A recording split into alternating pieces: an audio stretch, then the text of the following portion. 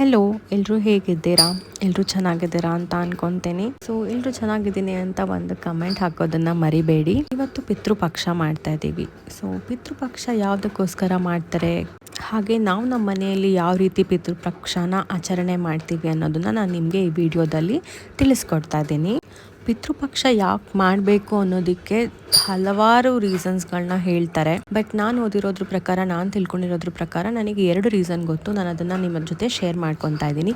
ನಿಮಗೂ ಯಾಕೆ ಪಿತೃಪಕ್ಷನ ಮಾಡ್ತಾರೆ ಅನ್ನೋ ರೀಸನ್ಸ್ ಗೊತ್ತಿದ್ರೆ ಕಮೆಂಟ್ಸಲ್ಲಿ ನನಗೆ ತಿಳಿಸ್ಕೊಡಿ, ನಾನು ತಿಳ್ಕೊತೀನಿ. ನನಗೆ ಗೊತ್ತಿರೋ ಮೊದಲನೇ ಕಾರಣ ಬಂದು, ಕರ್ಣ ಸತ್ತು ಸ್ವರ್ಗಕ್ಕೆ ಹೋದ್ಮೇಲೆ ಅಲ್ಲಿ ಎಲ್ಲನೂ ಇತ್ತಂತೆ ಕರ್ಣನಿಗೆ.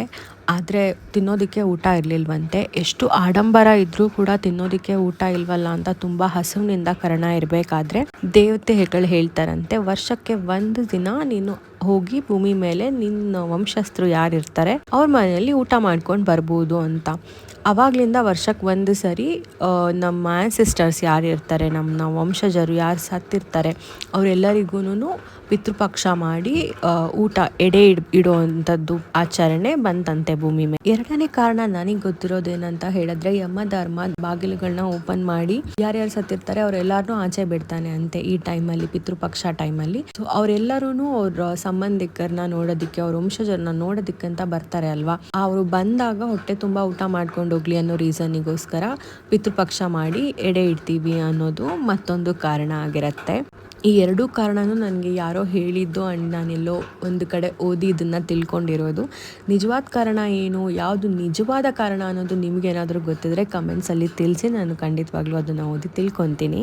ಕಾರಣ ಏನೇ ಇರಲಿ, ಬಟ್ ವರ್ಷಕ್ಕೆ 1 ಸಲ ನಾವು ಪಿತೃಪಕ್ಷ ಮಾಡೋದ್ರಿಂದ ಕಳ್ಕೊಳ್ಳೋದೇನೂ ಇಲ್ಲ. ಬಿಕಾಸ್ ಅದೆಲ್ಲ ಆದಮೇಲೆ ನಾವೇ ತಿಂತೀವಿ. ನಮ್ಮ ಮನೆಯಲ್ಲಿ ಯಾವ ರೀತಿ ಪಿತೃಪಕ್ಷ ಮಾಡ್ತೀವಿ ಅಂತ ಕೇಳೋದಾದರೆ, ನಾವು 2 ದಿನ ಮಾಡ್ತೀವಿ.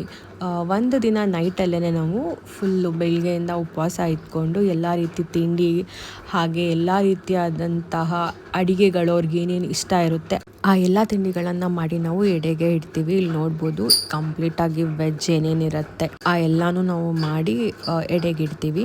ಹಾಗೆ ನೆಕ್ಸ್ಟ್ ಡೇ ಬಂದು ಮಧ್ಯಾಹ್ನವರೆಗೂ ಉಪವಾಸ ಇದ್ದು ಮಧ್ಯಾಹ್ನದಲ್ಲಿ ನಾವು ಎಡೆಗೆ ನಾನ್ ವೆಜ್ನ ಮಾಡಿ ಇಡ್ತೀವಿ. ಅವ್ರಿಗೆ ಏನೇನು ಇಷ್ಟ ಇರುತ್ತೆ, ಮಟನ್, ಚಿಕನ್, ಫಿಶ್ ಏನೇನಿರುತ್ತೆ ಇಷ್ಟ ಅವರಿಗೆ ಅದೆಲ್ಲನೂ ಮಾಡಿ ನಾವು ಎಡೆಗೆ ಇಟ್ಟು ಡೋರ್ ಕ್ಲೋಸ್ ಮಾಡ್ಕೊಂಡು ಆಚೆ ಕಡೆ ಹೋಗಿ ಪೂಜೆನ ಕಂಪ್ಲೀಟ್ ಮಾಡ್ತೀವಿ. ಸ್ವಲ್ಪ ಟೈಮ್ ಆದಮೇಲೆ ಡೋರ್ನ ನಾಕ್ ಮಾಡಿ ಸ್ವಲ್ಪ ಡೋರ್ನ ತಟ್ಟಿ ನಾವು ಒಳಗಡೆ ಬರ್ತೀವಿ. ಅವ್ರು ಬಂದು ತಿಂದು ಹೋಗಿದ್ದಾರೆ ಅನ್ನೋದು ನಮ್ಮ ನಂಬಿಕೆ ಆಗಿರುತ್ತೆ.